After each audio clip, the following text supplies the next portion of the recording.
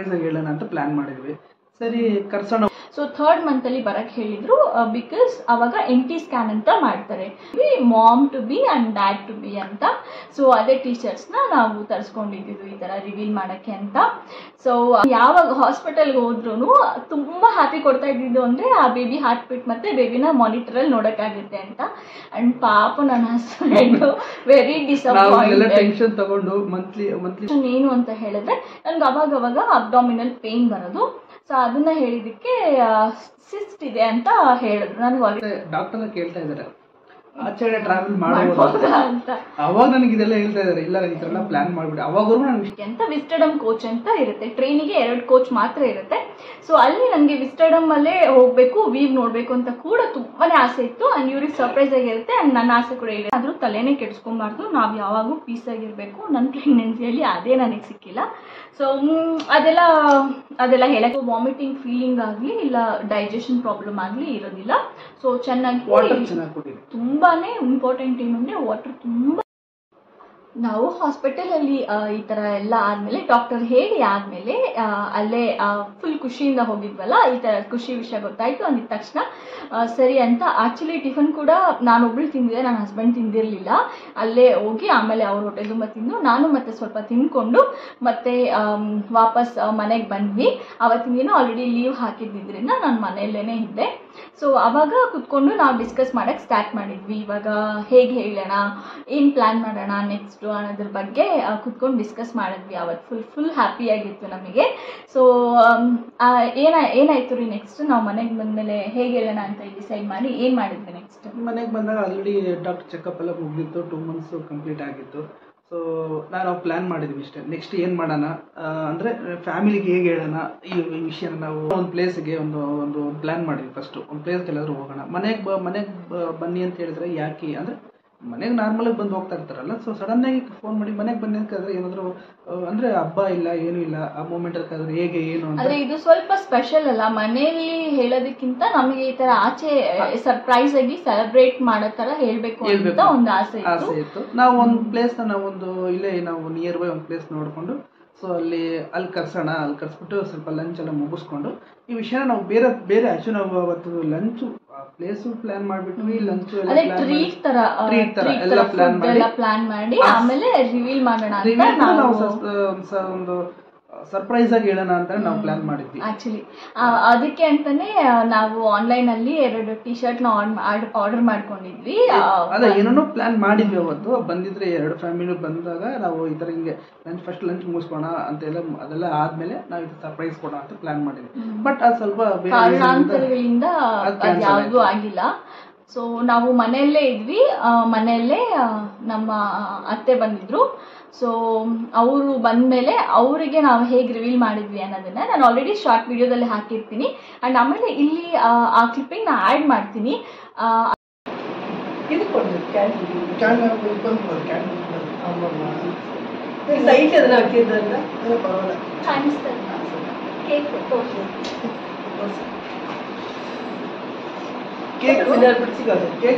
Happy birthday birthday cake ಅಂತ cut ಮಾಡಿ happy birthday Rajesh ಅಂತ ಬರ್ತಿದ್ದಾನೆ.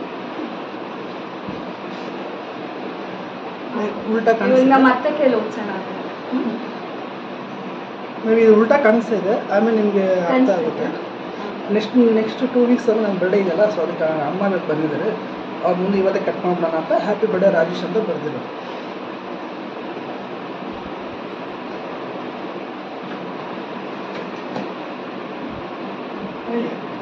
రాజేష్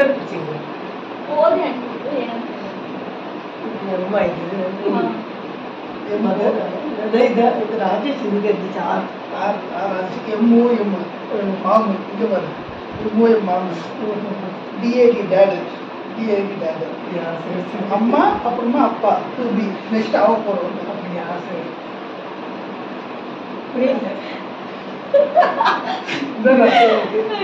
ఇది అమ్మ ఇది అప్ప 2B నెక్స్ట్ అవకూడదు. అమ్మ పావకూడదు. அம்மா பாவப்பது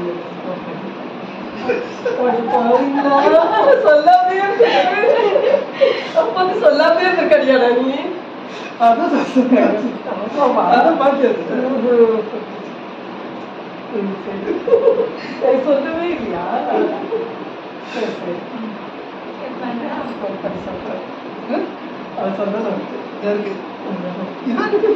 ಖುಷಿயாக இருக்கும் அவங்களுக்கு. Happy birthday. அப்போ ஒரு கேன் வச்சுக்கணும். கேன் வச்சுக்கணும். அப்படியே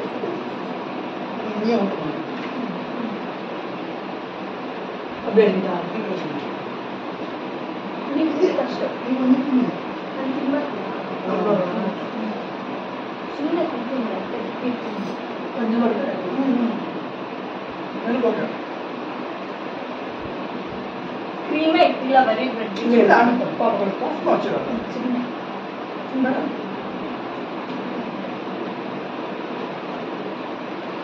ಅನ್ನ ಅನ್ಕೊಂಡಿದ್ದೆ ಮನೆಗೆ ಏನ್ ಮಾಡಿಸ್ಬಿಟ್ಟು ரொம்ப சந்தோஷம். அதெல்லாம் சந்தோஷம் எதுவும் சொல்லாம இருக்கிறீங்களா? ಈ ಬಗ್ಗೆ ಹೇಳ್ತಾರೆ ಇವಾಗ. ಹೇಳಿ ಅಂತ ಏನ್ ಹೇಳ್ಬೇಕು? ನೀವು ಗೊತ್ತಿತ್ತಾ ಇದ್ದಾರೆ ನಾವು ಇಲ್ಲ, ಬೆಳಿಗ್ಗೆ ಬಂದಾಗ ಏನಾದ್ರು ಏನಿಲ್ಲ, ಸಸ್ಪೆನ್ಸ್ ಆಗಿ ಕರ್ಕೊಂಡು ಬಂದಿದ್ದಾರೆ. ನನ್ಗೆ ಹೇಳಲೇ ಇಲ್ಲ. ನನ್ನ ಸೊಸೆ ಇವಾಗ ಹೇಳಿದ್ರು ತುಂಬಾ ಸಂತೋಷ ಆಯ್ತು. ಖುಷಿ ಆಯ್ತಾ? ಸಂತೋಷನೂ ನಂಗೆ ಏನೇನು ಮಾತಾಡೋದು ಅಂದ್ರೆ ನಮ್ಮ ಅಮ್ಮಗೆ ನೆನೇನೆ ಕರೆದಿದ್ವಿ, ಈ ತರ ನಾಳೆ ಬನ್ನಿ ತುಂಬಾ ದಿನ ಆಯ್ತು ನೋಡಿ ಅಂತ ಹೇಳಿ ನೀವು ಇದು ಮಾಡ್ಬಿಟ್ಟು ನಾವು ಹೇಳಿದ್ವಿ. ನಮ್ಮ ಅಮ್ಮಗೆ ಇದು ಸಂತೋಷ ನನಗೆ. ಅಮ್ಮಗೆ ಇನ್ನೊಂದು ಇದು ಏನಂತ ಓದಿ ಅಂತ ಹೇಳಿದ್ವಿ, ಇದು ಏನಂತ ಓದಿ ಅಂತ ಹೇಳಿದ್ವಿ. ಆಮೇಲೆ ಕೇಕ್ ಮೇಲೆ ಸೇಮ್ ಮಾಮನ್ ಡಾಟ್ ಹಾಕಿದ್ವಿ. ಅವರು ಹ್ಯಾಪಿ ಬರ್ಡೇ ರಾಜೇಶ್ ಅಂತಾನೆ ನಾವು ಸುಮ್ಮನೆ ಹೇಳಿದ್ವಿ. ಮೂವತ್ತು ಒಪ್ಕೊಂಡ್ಬಿಟ್ರು. ಹಾ, ಸೊ ಅಷ್ಟು ಹೇಳಿದ್ಮೇಲೆ ಆವತ್ತಿನ ದಿನ ಮತ್ತೆ ನಾನು ಚಿಕನ್ ಬಿರಿಯಾನಿ ಮಾಡಿದ್ದೆ ಮನೆಯಲ್ಲಿ. ಮನೆಯಲ್ಲೇ ಚಿಕನ್ ಬಿರಿಯಾನಿ ಮಾಡಿಕೊಂಡು ಊಟ ಮಾಡಿಕೊಂಡು ಮನೆಯಲ್ಲೇ ಸ್ವಲ್ಪ ಎಂಜಾಯ್ ಮಾಡ್ಕೊಂಡಿದ್ವಿ. ಅದಾದಮೇಲೆ ಮತ್ತೆ ಆಮೇಲೆ ನಾರ್ಮಲ್ ಆಗಿ ಆಫೀಸ್ ಹೋಗ್ತಾ ಇದ್ರು, ಹೋಗಿ ಬರ್ತಾ ಇದ್ದೆ. ಆಮೇಲೆ ನಾರ್ಮಲ್ ಮಂತ್ಲಿ ಚೆಕಪ್ಸ್ ಇರ್ತಾ ಇತ್ತು. ಸೊ ಯಾವಾಗ ಚೆಕಪ್ ಇರ್ತಾ ಇತ್ತು, ಯಾವಾಗ ಸ್ಕ್ಯಾನಿಂಗ್ ಇರ್ತಾ ಇತ್ತು ಏನು ಅನ್ನೋದನ್ನೆಲ್ಲ ಡೀಟೇಲ್ ಆಗಿ ಹೇಳ್ತೀನಿ. ಸೊ ನನಗೆ ನೆಕ್ಸ್ಟ್ ಬಂದ್ಬಿಟ್ಟು 3rd ಮಂತಲ್ಲಿ ಬರಕ್ಕೆ ಹೇಳಿ. ಆಲ್ರೆಡಿ ನಂದು 2nd ಮಂತ್ ಕಂಪ್ಲೀಟ್ ಆಗಿಬಿಟ್ಟಿತ್ತು ಅಷ್ಟೊತ್ತಿಗೆ. ಎಕ್ಸುಲೆನ್ಸಿ ಸ್ಕ್ಯಾನ್ ಅಂತ. ಸೊ ಅದು ಬಂದ್ಬಿಟ್ಟು ನೇಸಲ್ ಬೋನ್ ಬೇಬಿಗೆ ಬಂದಿದೆಯಾ, ಹೇಗೆ ಬಂದಿದೆಯಾ, ಡೆವಲಪ್ ಆಗಿದೆಯಾ ಇಲ್ವಾ ಅಂತ, ಅಂಡ್ ಬೋನ್ ಡೆವಲಪ್ ಆಗಿದೆ ಇಲ್ವಾ ಅಂತ 2 ಥಿಂಗ್ಸ್ನ ಮೇಜರ್ ಆಗಿ ಚೆಕ್ ಮಾಡ್ತಾರೆ. ಸೊ ಅಲ್ಲಿ ಏನಾದರೂ ಅಬ್ನಾರ್ಮಲಿಟೀಸ್ ಇತ್ತು ಅಂದರೆ ಆವಾಗ ಆ ಸ್ಕ್ಯಾನಿಂಗಲ್ಲಿ ನಮಗೆ ತಿಳಿಯುತ್ತೆ ಅಂತ ಆ ಸ್ಕ್ಯಾನಿಂಗ್ ಮಾಡ್ತಾರೆ ಮೇಜರ್ ಆಗಿ. ಸೊ ನಾವು 3rd ಮಂತಲ್ಲಿ ಹೋದಾಗ ಸ್ಕ್ಯಾನಿಂಗಲ್ಲಿ ಫುಲ್ಲು ನನಗೆ ಯಾವಾಗ ಸ್ಕ್ಯಾನಿಂಗ್ ಹೋದ್ರು ಫುಲ್ ವಾಟರ್ ಕುಡಿಬೇಕು ಅಂತ ಹೇಳ್ತಾ ಇದ್ರು. ಬಟ್ ಈ ಥರ ಸ್ಕ್ಯಾನಿಂಗಲ್ಲಿ ನಾನು ಹೋಗಿದ್ದ ಹಾಸ್ಪಿಟಲಲ್ಲಿ ಯಾವಾಗ್ಲೂ ನನಗೇನು ವಾಟರ್ ತುಂಬ ಕುಡೀರಿ ಅಂತೆಲ್ಲ ಏನೂ ಹೇಳಿಲ್ಲ. ವಾಟರ್ ಸ್ವಲ್ಪನೇ ಕುಡೀರಿ, ಜಾಸ್ತಿ ಎಲ್ಲ ಏನು ಬೇಡ ಅಂತಲೇ ಹೇಳ್ತಿದ್ರು. ಸರಿ ಅಂತ ಹೋಗಿ ಕುತ್ಕೊಂಡ್ವಿ. ಎಲ್ಲರೂ ಎಂಟಿ ಸ್ಕ್ಯಾನಿಂಗಲ್ಲಿ ಒಬ್ಬೊಬ್ಬರಿಗೆ ತುಂಬ ಟೈಮ್ ಹಿಡಿತಾಯಿತ್ತು. ಒಬ್ಬೊಬ್ರಿಗೆ 1 hour, ಒಬ್ಬೊಬ್ರಿಗೆ 30 minutes ಆ ಥರ. ಸೊ ಕೆಲವ್ರಿಗೆಲ್ಲ 5-10 minutesಲ್ಲೇ ಆಗೋಗೋದು, ಕೆಲವ್ರಿಗೆಲ್ಲ ಕಾಣಿಸ್ತಾ ಇಲ್ಲ, ಗೊತ್ತಾಗ್ತಾ ಇಲ್ಲ, ಆಮೇಲೆ ಬನ್ನಿ ಆ ಥರ ಎಲ್ಲ ಹೇಳ್ತಾ ಇದ್ರು. ಬಟ್ ಆದರೆ ನಾನು ಹೋದಾಗ ನನಗೆ ಡಾಕ್ಟರು ವಿತಿನ್ 5-10 minutesಲ್ಲೇ ಸ್ಕ್ಯಾನಿಂಗ್ ಮಾಡಿಬಿಟ್ರು. ಅವಾಗೂ ಮತ್ತೆ ಬೇಬಿ ಹಾಕ್ಬಿಟ್ಟು ಕೇಳಿಸಿದ್ರು ಆ್ಯಂಡ್ ಬೇಬಿನ ತೋರಿಸಿದ್ರು. I was so happy. ನಾನು ಯಾವಾಗ ಹಾಸ್ಪಿಟಲ್ಗೆ ಹೋದ್ರೂ ತುಂಬ ಹ್ಯಾಪಿ ಕೊಡ್ತಾ ಇದ್ದಿದ್ದು ಅಂದರೆ ಆ ಬೇಬಿ ಹಾಕ್ಬಿಟ್ಟು ಮತ್ತೆ ಬೇಬಿನ ಮಾನಿಟರಲ್ಲಿ ನೋಡೋಕ್ಕಾಗುತ್ತೆ ಅಂತ. ಆ್ಯಂಡ್ ಪಾಪ ನನ್ನ ಹಸ್ಬೆಂಡು ವೆರಿ ಡಿಸಪಾಯಿಂಟೆಡ್. ಟೆನ್ಷನ್ ತಗೊಂಡು monthly 2nd month, 3rd month, 4th month ಈ ಥರ ಎವ್ರಿ ಮಂತ್ ಒಂದ್ಸಲ ನಾವು ಹಾಸ್ಪಿಟಲ್ಗೆ ಹೋದಾಗೆಲ್ಲ ನಮಗೆ ಟೆನ್ಷನ್ ಇರುತ್ತೆ, ಹೆಂಗೆ ಕರ್ಕೊಂಡು ಹೋಗ್ಬೇಕು, ಅಲ್ಲಿ ಏನು ಹೇಳ್ತಾರೆ, ಈ ಮಂತ್ ಏನಿರೋದ್ರಿಂದ ಆ ಚೆಕಪ್ಗೆ ಏನು ಹೇಳ್ತಾರೆ, ಏನೋ ಪ್ರಾಬ್ಲಮ್ ಇರುತ್ತಾ ಇಲ್ವಾ, ಏನು ಇರಬಾರ್ದು ಅಂತ ಬಿಟ್ಕೊಂಡು ನಾವು ಟೆನ್ಷನ್ ಆಗಿ ಹೋಗ್ತೀವಿ. ಟ್ರಾವೆಲ್ ಮಾಡ್ಕೊಂಡೆಲ್ಲ ಟೆನ್ಷನ್ ಆಗಿ ಫೈನಲ್ ಆಗಿ ನಾವು ಬರಬೇಕಾದ್ರೆ ನಮ್ಗೆ ಖುಷಿ ಏನಂದ್ರೆ ಇವ್ರು ಆಚೆ ಬಂದು ನಮ್ಗೆ ಹೇಳೋದಷ್ಟೇ. ಇವ್ರು ಲೈವ್ ಆಗಿ ನೋಡಿರ್ತಾರೆ, ಇವ್ರು ಖುಷಿ ಬಿಟ್ಟೆ ಫುಲ್ ಖುಷಿ ಆಗಿರುತ್ತೆ. ನಮ್ಗೆ ಬಂದು ಹೇಳಿದಾಗ ಸರಿ ಓಕೆ ಏನ್ ಮಾಡಕ್ಕಾಗಲ್ಲ, ಈ ಸಲ ಇನ್ ಮುಂದೆ ಯಾರು ನೋಡಕ್ಕಾಗಲ್ಲ, ಈ ಸಲ ಅಂತಲ್ಲ ಇಲ್ಲಿಂದ ಯಾರು ನೋಡಕ್ಕಾಗಲ್ಲ ರೂಲ್ ಅಂತ ಹೇಳಿದ್ರು ಹಾಸ್ಪಿಟಲ್ ಅಲ್ಲಿ ಬಿಡಲ್ಲ ಅಂತ. ಬಟ್ ಒಂದು ಸರ್ಪ್ರೈಸ್ ಇದೆ ನಿಮ್ಗೆಲ್ಲ, ಅದೆಲ್ಲ ನಾನು ನೆಕ್ಸ್ಟ್ ವಿಡಿಯೋಸ್ ಅಲ್ಲಿ ಹೇಳ್ತೀನಿ ಅದು ಹೆಂಗಾಯ್ತು ಏನಾಯ್ತು ಅಂತ. ಅಂಡ್ ಆಮೇಲೆ ಇನ್ನೊಂದು ಏನು ಅಂತ ಹೇಳಿದ್ರೆ ಸ್ಕ್ಯಾನಿಂಗ್ ಅಲ್ಲಿ ಹೆಂಗೋ ಅವ್ರಿಗೆ ಮಾನಿಟರ್ ಅಲ್ಲಿ ನೋಡಕ್ಕಾಗಲ್ವಲ್ಲ, ರಿಪೋರ್ಟ್ಸ್ ಬಂದ್ಮೇಲೆ ನಾನು ಇವ್ರಿಗೆ ಎಕ್ಸ್ಪ್ಲೈನ್ ಮಾಡ್ತಿರ್ತೀನಿ, ನೋಡಿ ಇದು ಮೂಗು ಇದು ಗೊತ್ತಾಗಲ್ಲ, ಬರ್ತಾ ಇದೆ ಅದ್ರಲ್ಲಿ ಏನು ಗೊತ್ತಾಗ್ತಾ ಇಲ್ಲ ಅಂತ ಹೇಳ್ತಾ ಇದ್ರು. ಹೆಂಗ್ರಿ ನಾನು ಇದು ಅಂದ್ರೆ ನಿಮ್ಗೆ ಹೆಂಗ್ ಗೊತ್ತಾಗುತ್ತೆ ಅಂತ ಕೇಳ್ತಿದ್ರಲ್ಲ ನೀವು. ಅದು ಬರೋದೇ ಒಂದು ಕಾಪಿಯಲ್ಲಿ ಒಂದು ಸ್ಮಾಲ್ ಸೈಜ್ ಈ ಸೈಜ್ ಬರುತ್ತೆ. ಅದ್ರಲ್ಲಿ ಇವರು ಹುಡುಕಿ ಹೇಳೋರು ಕಣ್ಣು ಇದು ನೋಡಿ, ಇದು ತಲೆ ಹಿಂಗ್ ಹೋಗ್ತಾ ಇದೆ, ಇದು ಇದರ ಬಾಡಿ ಶೇಪ್ ಹಿಂಗಿದೆ ಅಂತ. ಇದ್ರಲ್ಲಿ ಏನ್ ಕಾಣಿಸ್ತಾ ಇದೆ ಬೇಕಾ ಅದಾಗ್ತಾರೆ ಅನ್ಸುತ್ತೆ. ಮಾಡ್ತೀನಿ ಅದ್ರಲ್ಲಿ ಯಾರಿಗಾದ್ರೂ ನಿಮ್ಗೆ ಯಾರಿಗಾದ್ರೂ ಕಾಣಿಸಿದ್ರೆ ಹೇಳಿ, ಯಾರು ಮಾರ್ಕ್ ಮಾಡಿ ತೋರಿಸಿ ಇದೇ ಫೇಸ್ ಕಾಣಿಸ್ತಾ ಇದೆ ಅಂತ. ಇಲ್ಲ ಆಕ್ಚುಲಿ ಆಚೆ ತಗೊಂಡ್ಬಂದು ಸಡನ್ ಆಗಿ ನೋಡೋರಿಗೆ ಗೊತ್ತಾಗಲ್ಲ, ಒಳಗಡೆ ಆಲ್ರೆಡಿ ಸ್ಕ್ಯಾನಿಂಗ್ ರೂಮ್ ಅಲ್ಲಿ ನೋಡಿರೋದ್ರಿಂದ ಆಚೆ ಬಂದು ನೋಡಿದ್ರೆ ನಮ್ಗೆ ಅದು ಐಡಿಯಾ ಗೊತ್ತಾಗುತ್ತೆ, ಇದೆ ಅದು ಅಂತ. ಸೊ ಈ ತರ ನನ್ನ ಎಕ್ಸ್ಪೀರಿಯನ್ಸಸ್ ಇರ್ತಾ ಇತ್ತು. ಸೊ 3rd ಮಂತ್ ಸ್ಕ್ಯಾನಿಂಗ್ ಹೋದಾಗ ಈ ತರ ಸ್ಕ್ಯಾನಿಂಗ್ ಆಗಿ doctor was like full healthy ಇದೆ ಬೇಬಿ, ನೀನು ಇವಾಗ ಏನು ಮಾಡ್ತಾ ಇದೆಯಾ ಲೈಫ್ ಸ್ಟೈಲ್ ಅದನ್ನೇ ಲೀಡ್ ಮಾಡು, it is all good and healthy ಅಂತ ಹೇಳಿದ್ರು. ಬಟ್ ಒಂದೇ ಒಂದು ಸಜೆಷನ್ ಏನು ಅಂತ ಹೇಳಿದ್ರೆ, ನನಗೆ ಅವಾಗವಾಗ ಅಬ್ಡಾಮಿನಲ್ ಪೇಯ್ನ್ ಬರೋದು. ಸೊ ಅದನ್ನು ಹೇಳಿದ್ದಕ್ಕೆ ಸಿಸ್ಟ್ ಇದೆ ಅಂತ ಹೇಳಿದ್ರು. ನನಗೆ ಆಲ್ರೆಡಿ ಮುಂಚೆಯಿಂದನೇ ಇತ್ತು ಪ್ಯಾರಾಓವೇರಿಯನ್ ಸಿಸ್ಟ್. ಸೊ ಆ ಸಿಸ್ಟ್ ಇರೋದ್ರಿಂದ ಟ್ರಾವೆಲ್ ಮಾಡಿದ್ರೆ ಆ ಸಿಸ್ಟ್ ರಪ್ಚರ್ ಆದರೆ ಕಷ್ಟ ಆಗುತ್ತೆ. ಸೊ ಅದರಿಂದ ಟ್ರಾವೆಲ್ ಅವಾಯ್ಡ್ ಮಾಡಬೇಕು, ನೀನು ಟ್ರಾವೆಲ್ಲೇ ಮಾಡಬಾರ್ದು, ಎಲ್ಲೂ ಆದಷ್ಟು ಮನೆಯಲ್ಲೇ ಇರೋ ಥರ ಎಲ್ಲ ನಾರ್ಮಲ್ ವರ್ಕ್ ಎಲ್ಲ ಮಾಡ್ಕೊಬೋದು, ಅಷ್ಟು ಸಿವಿಯರ್ ಏನಿಲ್ಲ. ಆ ಮೂಮೆಂಟ್ ನಾವೇನೋ ಒಂದು ಪ್ಲಾನ್ ಮಾಡಿದ್ರೆ ಯಾವುದೋ ಒಂದು ಪ್ಲೇಸ್ ಹೋಗ್ಬೇಕು ಅಂತೆಲ್ಲ ಪ್ಲಾನ್ ಮಾಡಿದ್ವಿ. ಆಕ್ಚುಲಿ ಈ ಪ್ರೆಗ್ನೆನ್ಸಿ ಕನ್ಫರ್ಮ್ ಆಗಿದ್ದೆ ನಮಗೆ ಜುಲೈಯಲ್ಲಿ ಆಯ್ತಾ. ಸೊ ನನ್ನ ಹಸ್ಬೆಂಡ್ ಬರ್ಡೇ ಇತ್ತು August 28. ಸೊ ನಾವು ಆಗಸ್ಟಲ್ಲಿ ಆಲ್ರೆಡಿ ನಾನು 2 months ಬಿಫೋರೇ ಎಲ್ಲ ಟಿಕೆಟ್ಸ್ನ ಬುಕ್ ಮಾಡಿ ಇಟ್ಬಿಟ್ಟಿದ್ದೆ. ಆ್ಯಂಡ್ ಫಸ್ಟ್ ಟೈಮ್ ನನಗೆ ಆ ಪ್ಲೇಸಿಗೆ ಹೋಗಬೇಕು ತುಂಬ ಆಸೆ ಇತ್ತು. ಅಲ್ಲಿ ಆಕ್ಚುಲಿ ಅದು ಅವತ್ತು ಅದು ಚೆನ್ನಾಗಿದೆ ಸ್ಟೋರಿ. ಏನಂದ್ರೆ ನನಗೇನು ಹೇಳಿಲ್ಲ ಇವರು, ಈ ಥರ ನಾವು ಈ ಪ್ಲೇಸ್ಗೆ ಹೋಗ್ತಾ ಏನಲ್ಲ, ಬರ್ಡೇಗೆ ಫ್ರೀ ಆಗಿರ್ತಿರಲ್ಲ ಅಂತ ನಾರ್ಮಲ್ ಏನೋ ಒಂದು ½ an hour 1 hour ಕೇಕ್ ಏನೋ ತರಿಸ್ತಾರೆ, ಅದು ನಾರ್ಮಲ್. ಅದು ಸರ್ಪ್ರೈಸ್ ಆಗಿ ಮಾಡಿದ್ರೆ ಕೇಕ್ ತರಿಸ್ತಾರೆ ಗೊತ್ತಿತ್ತು. ಬಟ್ ಇಲ್ಲ ನಾವು 2 days 2-3 days ನೀವು ಫ್ರೀ ಆಗಿರ್ತಾರೆ ಅಂತ ಕೇಳಿದ್ರು. 2-3 days ಏನಕ್ಕೆ ಸರಿ ಏನೋ ಇವ್ರೇನೋ ಪ್ಲಾನ್ ಮಾಡಿದಾರೆ ಅಂತ ಅನ್ಕೊಂಡೆ.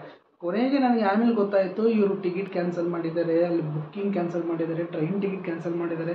ಇನ್ನೂ ಅಷ್ಟು ಅದು ಹೇಳ್ತಾರೆ ಅಂತ ಏನಾಯ್ತು ಅಂದ್ರೆ ಇವರಿಗೆ ಸರ್ಪ್ರೈಸ್ ಅಂತ ಹೇಳಿ ನಾನು ಈ ತರ ಒಂದು ಪ್ಲೇಸಿಗೆ, ಯಾವ ಪ್ಲೇಸ್ ಅಂದ್ರೆ ಅದು ವೈಜಾಗ್ ಅಂತ, ಸೊ ವಿಶಾಖಪಟ್ಟಣಂ ಅಂತ. ಸೊ ಅಲ್ಲಿಗೆ ಟಿಕೆಟ್ಸ್ ಆಲ್ರೆಡಿ ಬುಕ್ ಮಾಡಿದ್ದೆ. ನನಗೆ ತುಂಬ ಆಸೆ ಇತ್ತು ಮದುವೆ ಆದಮೇಲೆ ಇವ್ರ ಜೊತೆ ಅಟ್ಲೀಸ್ಟ್ ಒಂದ್ಸಲನಾದರೂ 1 tier AC-ಯಲ್ಲಿ ಟ್ರಾವೆಲ್ ಮಾಡಬೇಕು ಅಂತ. ಆ್ಯಂಡ್ ಅಲ್ಲಿ ಕೂಪ್ ಕೋಚ್ ನಮಗೆ ಸಿಕ್ಕಿದ್ರೆ ಚೆನ್ನಾಗಿರುತ್ತೆ. ನನಗೆ ಆ ಥರ ಹೋಗಬೇಕು ಅಂತ ತುಂಬಾ ಆಸೆ ಇತ್ತು ಫಸ್ಟಿಂದನು ಮದುವೆ ಆದಮೇಲೆ. ಸೊ ಬಟ್ ಯಾವಾಗೂ ಹೋಗ್ಲಿಕ್ಕಾಗಿಲ್ವಲ್ಲ, ಸರಿ ಈ ಟೈಮ್ ಎನಿ ಕಾಸ್ಟ್ ಟ್ರಾವೆಲ್ ಮಾಡಬೇಕು ಅಂತ ನಾನು ಧೈರ್ಯ ತಗೊಂಡು ಬುಕ್ ಮಾಡಿದೆ.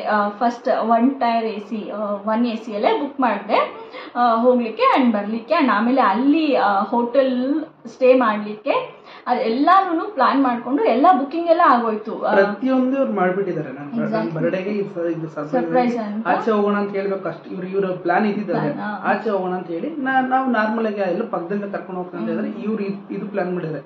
ಇಲ್ಲಿಂದ ಟ್ರಾವೆಲ್ ಟ್ರೈನು, ಮತ್ತೆ ಅಲ್ಲೋಗಿ ಸ್ಟೇ ಮಾಡೋದಕ್ಕೆ ಪ್ಲೇಸ್, ಅಲ್ಲಿಂದ ಬೇರೆ ಯಾವ್ದೋ ಪ್ಲೇಸ್ ಆ ಪ್ಲೇಸ್ ಹೋಗಿ ಅಲ್ಲಿಂದ ಆ ಪ್ಲೇಸ್ ಅಂತ ಒಂದು ಪ್ಲೇಸ್ ಅಲ್ಲಿ ಹೋಗ್ಬೇಕು ಅಂತ ಹೇಳಿದ್ರೆ ಅಲ್ಲಿ ಅರಕೂನ ವ್ಯಾಲಿ ನೋಡೋದಕ್ಕೆ ಅಂತ ವಿಸ್ಟಡಮ್ ಕೋಚ್ ಅಂತ ಇರುತ್ತೆ. ಟ್ರೈನಿಗೆ 2 ಕೋಚ್ ಮಾತ್ರ ಇರುತ್ತೆ. ಸೊ ಅಲ್ಲಿ ನನಗೆ ವಿಸ್ಟಡಮ್ ಅಲ್ಲೇ ಹೋಗ್ಬೇಕು, ವೀವ್ ನೋಡ್ಬೇಕು ಅಂತ ಕೂಡ ತುಂಬಾನೇ ಆಸೆ ಇತ್ತು. ಅಂಡ್ ಇವ್ರಿಗೆ ಸರ್ಪ್ರೈಸ್ ಆಗಿರುತ್ತೆ ಅಂಡ್ ನನ್ನ ಆಸೆ ಕೂಡ ಈಡೇರುತ್ತೆ ಅಂತ ಅಲ್ಲಿ ಕೂಡ ಕೋಚಸ್ನ ಬುಕ್ ಮಾಡ್ಬಿಟ್ಟಿದ್ದೆ ನಾನು. ಸೊ ಹೋದ್ರೆ ಅಲ್ಲಿ ಚೆನ್ನಾಗಿ ಎಂಜಾಯ್ ಮಾಡ್ಬೋದು ಅಂತ ಹೇಳ್ಬಿಟ್ಟು ಎಲ್ಲ ಪ್ಲಾನ್ ಮಾಡ್ಬಿಟ್ಟಿದ್ದಾರೆ ಇವರು. ಎಲ್ಲ ಪ್ಲಾನ್ ಮಾಡಿ ನನ್ಗೆ ಯಾವ್ದು ಗೊತ್ತಿಲ್ಲ ಇದು. ಮತ್ತೆ ಈ ತರ ಪ್ರೆಗ್ನೆನ್ಸಿ ಆದ್ಮೇಲೆ ಪಾಸಿಟಿವ್ ಬಂದ್ಮೇಲೆ ಹಾಸ್ಪಿಟಲ್ಗೆ ಹೋಗಿ ಮತ್ತೆ ಡಾಕ್ಟರ್ನ ಕೇಳ್ತಾ ಇದಾರೆ ಆಚೆ ಟ್ರಾವೆಲ್ ಮಾಡಬಹುದು ಅಂತ. ಅವಾಗ ನನಗೆ ಇದೆಲ್ಲ ಹೇಳ್ತಾ ಇದಾರೆ, ಇಲ್ಲ ಈ ತರ ಎಲ್ಲ ಪ್ಲಾನ್ ಮಾಡ್ಬಿಡಿ. ಅವಾಗವರೆಗೂ ನನ್ನ ವಿಷಯ ಗೊತ್ತೇ ಇಲ್ಲ ನನಗೆ. ಡಾಕ್ಟರ್ ಹತ್ರ ಟ್ರಾವೆಲ್ ಇವಾಗ ಎಲ್ಲೂ ಹೋಗ್ತಾರೆ ಇವರು. ಅಂದ್ರೆ ಮನೆಯಿಂದ ಕೆಲ್ಸಕ್ಕೆ ಹೋಗ್ಬೇಕಾದ್ರೆ, ಆಫೀಸ್ಗೆ ಹೋಗ್ಬೇಕಾದ್ರೆ ಏನಾದ್ರು ಕ್ಯಾಬ್ ಬರುತ್ತೆ, ಆ ಟ್ರಾವೆಲಿಂಗ್ ಕೇಳಿದ್ರೆ ನಾನು ಸುಮ್ಮನೆ ಅದೇ. ಅವ್ರು ಡಾಕ್ಟರ್ ಇದೇ ಹೇಳಿದ್ರು, ನೀವು ಕಾರಲ್ಲೂ ಹೋಗಂಗಿಲ್ಲ, ಬೈಕಲ್ಲೂ ಹೋಗಂಗಿಲ್ಲ, ಟ್ರಾವೆಲ್ ಮಾಡಂಗಿಲ್ಲ, ಅವಾಯ್ಡ್ ಮಾಡಿ, ಆದಷ್ಟು ಅವಾಯ್ಡ್ ಮಾಡಿ ಮ್ಯಾಕ್ಸಿಮಮ್ ಅಂತಾನೆ ಹೇಳಿದ್ರು. ಹಂಗೂ ಇನ್ನೊಂದ್ಸಲ ಕೇಳಿದ್ರು ಟ್ರೈನಲ್ಲಿ ಹೋಗ್ಬೋದಾ ಅಂತ ಕೇಳಿದ್ರು ಇವರು. ಹೌದು, ಯಾಕೆಂದ್ರೆ ಇಲ್ಲಿ ಪ್ಲೇಸಿಗೆ ಹೋಗ್ಬೋದು ಅಂತ ಹೇಳಿ. ನನಗೆ ಅಲ್ಲಿ ಶಾಕ್ ಆಯ್ತು, ಟ್ರೈನಲ್ಲಿ ಯಾಕೆ ಕೇಳ್ತಾ ಇದಾರೆ ಅಂತ. ಆಮೇಲೆ ಆಚೆ ಬಂದ್ರೆ ಹೇಳಿದ್ರು ಇದರಲ್ಲಿ ಹಿಂಗೆ ಬುಕ್ ಮಾಡಿದ್ದೆ, ಹಿಂಗೆ ಆಯ್ತು, ಸರಿ ಇನ್ನೇನು ಮಾಡೋದು, ಅದೇನೋ ಚೆಕ್ ಮಾಡ್ತೀನಿ ಅಂತ ಹೇಳ್ಬಿಟ್ಟು ಎಲ್ಲ ಚೆಕ್ ಮಾಡಿ ಎಲ್ಲ ಮತ್ತೆ ಎಲ್ಲ ಇದು ಮಾಡಿದ್ರು. ಎಲ್ಲ ಕ್ಯಾನ್ಸಲ್ ಮಾಡ್ತಾ ಕುತ್ಕೊಂಡೆ ಒಂದು ಕಡೆಯಿಂದ. ರೂಮ್ದು ನನ್ನ ಹಸ್ಬೆಂಡೇ ಮಾತಾಡಿ ಅವರೇ ರೀಫಂಡ್ ಇಸ್ಕೊಂಡ್ರು.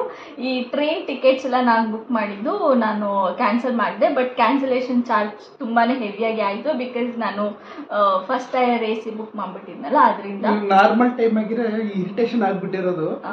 ಬಟ್ ಈ ಹ್ಯಾಪಿನೆಸ್ ಇತ್ತಲ್ಲ, ಹೋದ್ರೆ ಹೋಯ್ತು ಪರವಾಗಿಲ್ಲ ಅಂತ ಈ ಹ್ಯಾಪಿನೆಸ್ ಇಂದ ಅದು ಏನು ಅನ್ಸೇ ಇಲ್ಲ. ನಾನು ಫಿಕ್ಸ್ ಆಗ್ಬಿಟ್ಟೆ, ನೆಕ್ಸ್ಟ್ ಬೇಬಿ ಬಂದ್ಮೇಲೆ ಅಲ್ಲಿಗೆ ಹೋಗ್ಲೇಬೇಕು ಅಟ್ ಎನಿ ಕಾಸ್ಟ್ ಅಂತ.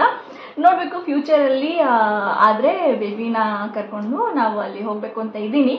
ಸೊ ಇಷ್ಟ ಆಗಿತ್ತು ನಮ್ಮ ಈ ಪ್ರೆಗ್ನೆನ್ಸಿ ಜರ್ನಿ 3 ಮಂತ್ಸ್ದು. ಆ್ಯಂಡ್ ಆಮೇಲೆ ನಾನು ಟ್ರೈನ್ ಟಿಕೆಟ್ಸ್ ಎಲ್ಲ ಕ್ಯಾನ್ಸಲ್ ಮಾಡಿದ್ನಲ್ಲ, ಅದರದ್ದೆಲ್ಲ ಸ್ಕ್ರೀನ್ಶಾಟ್ಸ್ ಎಲ್ಲ ಇಲ್ಲಿ ಹಾಕಿರ್ತೀನಿ. ಈ ಜರ್ನಿಯಲ್ಲಿ ನನಗೆ ಏನೇನು ಡಯಟ್ ಫಾಲೋ ಮಾಡಿದೆ ಆ್ಯಂಡ್ ಹೇಗೆ ಟ್ರೀಟ್ಮೆಂಟ್ ಕೊಟ್ಟರು ಆ್ಯಂಡ್ ಆಮೇಲೆ ಏನೇನಾಯಿತು, ನನ್ನ ಎಕ್ಸ್ಪೀರಿಯನ್ಸ್ ಎಲ್ಲ ಹೇಗಿತ್ತು, ನಾನು ಏನು ಮಾಡಿದ್ರೆ ನನಗೆ ಹೆಲ್ದಿಯಾಗಿ ಆಯಿತು, ಏನೇನು ಮಾಡಿದ್ದಕ್ಕೆ ಅಡ್ವಾಂಟೇಜಸ್ ಆಯಿತು, ಏನೇನಿಂದ ಡಿಸ್ಅಡ್ವಾಂಟೇಜಸ್ ಇದೆ ಅನ್ನೋದನ್ನೆಲ್ಲ ನಾನು ನೆಕ್ಸ್ಟ್ ಎಲ್ಲ ವಿಡಿಯೋಸಲ್ಲಿ ಹೇಳ್ತೀನಿ. ಫುಡ್ ರೂಟೀನ್ ಪ್ರತಿಯೊಂದನ್ನು ಹೇಳ್ತೇನೆ ನೆಕ್ಸ್ಟ್ ವಿಡಿಯೋದಲ್ಲಿ.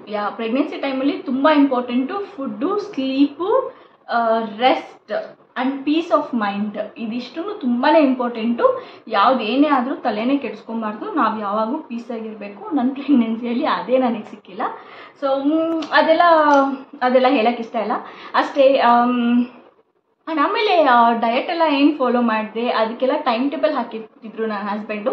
ನಿಮಗೆಲ್ಲ ಆ ಟೈಮ್ ಟೇಬಲ್ ಡೀಟೇಲ್ಸ್ ಎಲ್ಲ ಏನಾದರೂ ಬೇಕು ಅಂತ ಹೇಳಿದ್ರೆ ಕಮೆಂಟ್ ಸೆಕ್ಷನಲ್ಲಿ ಕಮೆಂಟ್ ಮಾಡಿ. ಆ್ಯಂಡ್ ನಾವೇನು ಡಾಕ್ಟ್ರ್ ಅಲ್ಲ. ಆ್ಯಂಡ್ ನಾವು ಫಾಲೋ ಮಾಡಿದ್ದನ್ನು ನಾವು ನಿಮ್ಮ ಜೊತೆ ಶೇರ್ ಮಾಡ್ಕೊತೀವಿ. ಸೊ ಯೂಸ್ ಆಗ್ಬೋದು ಅನ್ನೋದು ನಮಗೂ ಗೊತ್ತಿರಲ್ಲ. ಅಂದರೆ ಇಬ್ಬರೇ ಮಾಡ್ಕೊಬೇಕು ಅಂದಾಗ ವಿಡಿಯೋಸ್ ನೋಡಿದಾಗ ಕೆಲವೊಬ್ರು ಯೂಸ್ ಆಗುತ್ತೆ. ಸೊ ಆ ರೀಸನ್ಗೆ ಅಷ್ಟೇ.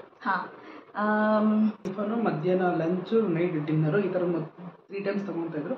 ಮತ್ತು ಅದ್ರ ಜೊತೆಗೆ ಇನ್ನೂ 3 ಟೈಮ್ಸ್ ನಾವು ಆ್ಯಡ್ ಮಾಡಿದ್ವಿ. ಸೊ ಬೆಳಿಗ್ಗೆ ಒಂದು 8 o'clock ಸಮಥಿಂಗು, ಅದಾದಮೇಲೆ ಟಿಫನು, ಮತ್ತೆ ಊಟಕ್ಕೆ ಮುಂಚೆ ಒಂದ್ಸಲ, ಊಟ ಆದಮೇಲೆ ಸಂಜೆ ಒಂದ್ಸಲ, ಮತ್ತು ನೈಟ್ ಒಂದ್ಸಲ, ಈ ಥರ ಟೈಮ್ ಟೇಬಲ್ ಥರ ಹಾಕೊಂಡು ಫುಡ್ಡದು ಸ್ವಲ್ಪ ಫಾಲೋ ಮಾಡಿದ್ವಿ. ಫುಡ್ ಅಂದರೆ ಬರೀ ಫುಡ್ಡೇ ಅಲ್ಲ, ಹೆಲ್ದಿ ಸ್ನ್ಯಾಕ್, ಫ್ರೂಟ್ಸು, ಡಯಟು ಈ ಥರದ್ದೆಲ್ಲ ಇನ್ಕ್ಲೂಡ್ ಮಾಡ್ಕೊಬೇಕಾಗತ್ತೆ ನಿಮ್ಮ ಡಯಟಲ್ಲಿ. ಸೊ ಈ ಥರ ಎವ್ರಿ 2 ಅವರ್ಸಿಗೆ ಏನಾದರೂ ಒಂದು ತಿಂತಾ ಇರಬೇಕು ಪ್ರೆಗ್ನೆಂಟ್ ವುಮೆನ್. ಬಿಕಾಸ್ ಮುಂಚೆ ನಾವು ಈ ಥರ ನಾವು ಅಂದ್ಕೊಂಡಿದ್ದಾಗ ನಾವು ಬೆಳಿಗ್ಗೆ ಸ್ವಲ್ಪ ಏನಾದ್ರು ಹಾಲು ಕುಡಿದ್ರೆ ಸಾಕು, ಮತ್ತು ಟಿಫನ್ ಮಾಡಿ ಮಧ್ಯಾಹ್ನ ಊಟ ಮಾಡಿ ನೈಟ್ ಊಟ ಮುಗಿಸ್ಕೊಂಡು ಟ್ಯಾಬ್ಲೆಟ್ ಇತ್ತು ಅದು ಹಾಕೊತಾ ಇದ್ರು. ಮ್ಯಾಕ್ಸಿಮಮ್ ಇದೇ ಥರ ಹೋಗ್ತಾ ಇತ್ತು. ಸಡನ್ ಆಗಿ ಸ್ವಲ್ಪ ಚೇಂಜಸ್ ಅಂತ ಹೇಳಿದಕ್ಕೆ ನಾವು ಟೈಮಿಂಗ್ಸ್ ಇಟ್ಕೊಂಡು ಈ ಟೈಮಿಗೆ ಇದು ತಿನ್ಬೇಕು, ಇದಾದ್ರೂ ಇದು ತಿನ್ಬೇಕು ನಾವು ಫಾಲೋ ಮಾಡ್ಕೊಂಡ್ಬಂದ್ವಿ. ಅದೆಲ್ಲ ಏನಂತ ತಿನ್ವಿ ಅಂತ ಇವರು ಆಲ್ರೆಡಿ ಶಾರ್ಟ್ಸ್ ಅಲ್ಲಿ ಹಾಕಿದ್ದೀನಿ. ನನ್ನ ಫುಡ್ ಡಯಟ್ ಇದೆಲ್ಲ ಆಲ್ಮೋಸ್ಟ್ ವಿಡಿಯೋಸ್ ಕ್ಯಾಪ್ಚರ್ ಮಾಡಿದ್ದೀನಿ, ಎಲ್ಲ ಶಾರ್ಟ್ ಸೀರೀಸ್ ಆಗಿ ಮಾಡಿ ಹಾಕಿದ್ದೀನಿ. ಇಷ್ಟ ಇದ್ದರೆ ಹೋಗಿ ಶಾರ್ಟ್ಸಲ್ಲಿ ಆಲ್ರೆಡಿ ಚೆಕ್ ಮಾಡಿ. ಆ್ಯಂಡ್ ಆಮೇಲೆ ಇನ್ನೊಂದು ಏನು ಅಂದರೆ ಟ್ರಾವೆಲ್ ಮಾಡಬಾರ್ದು ಅಂತ. ಇನ್ನೊಂದು ಟ್ರಾವೆಲ್ ಮಾಡಬೇಕಾಗಿರೋ ಪರಿಸ್ಥಿತಿಯಲ್ಲಿ ನೀವು ಆದಷ್ಟು ಕಾರಲ್ಲಿ ಟ್ರಾವೆಲ್ ಮಾಡೋದು ಸ್ವಲ್ಪ ಓಕೆ, ಬಟ್ ಮ್ಯಾಕ್ಸಿಮಮ್ ಇಲ್ಲ. ಹೌದು. ಆ್ಯಂಡ್ ಆಮೇಲೆ ಟ್ರಾವೆಲ್ ಮಾಡ್ಬೇಕಾದ್ರೆ ಅಂಡ್ ಎಲ್ಲರಿಗೂ ಇದು ಅನ್ವಯಿಸುತ್ತೆ ಅಂತೆಲ್ಲ, ಕೆಲವರಿಗೆ ಮಾತ್ರ ಈ ಥರ ನಂತರ ಕಾಂಪ್ಲಿಕೇಶನ್ಸ್ ಇತ್ತು ಅಂದರೆ ಆ ಥರದವ್ರು ಮಾತ್ರ ಈ ಥರದ ಟ್ರಾವೆಲಿಂಗ್ನ ಅವಾಯ್ಡ್ ಮಾಡಿಕೊಂಡು ಎವ್ರಿ 2 ಅವರ್ಸಿಗೆ ಒಂದ್ಸಲ ತಿಂತಾ ಇದ್ರೆ ಫುಡ್ ಡೈಜೆಷನ್ ಪ್ರಾಬ್ಲಮ್ ಆಗಲ್ಲ. ಈ ಥರ ಟೈಮಲ್ಲಿ ತುಂಬಾ ಪ್ಯೂಕಿಶ್ ಸೆನ್ಸೇಷನ್ ಎಲ್ಲ ಇರುತ್ತೆ, ವಾಮಿಟಿಂಗ್ ಫೀಲಿಂಗ್ಸ್ ಎಲ್ಲ ಇರುತ್ತೆ. ಸೊ ಅಂಥವರಿಗೆ ಇದು ಒಂದು ಸಜೆಷನ್ ಏನು ಅಂದರೆ ಜಾಸ್ತಿ ಮೀಲ್ ತೊಗೊಳ್ದಿರಾ ಫ್ರೀಕ್ವೆಂಟಾಗಿ ಸ್ವಲ್ಪ ಲೈಟರ್ ಮೀಲ್ಸ್ ತೊಗೊಳ್ತಾ ಬಂದರೆ ಸೊ ವಾಮಿಟಿಂಗ್ ಫೀಲಿಂಗ್ ಆಗಲಿ ಇಲ್ಲ ಡೈಜೆಷನ್ ಪ್ರಾಬ್ಲಮ್ ಆಗಲಿ ಇರೋದಿಲ್ಲ. ಸೊ ಚೆನ್ನಾಗಿ ತುಂಬಾ ಇಂಪಾರ್ಟೆಂಟ್ ಏನು ಅಂದರೆ ವಾಟರ್ ತುಂಬ ಜಾಸ್ತಿ ಕುಡಿಬೇಕು.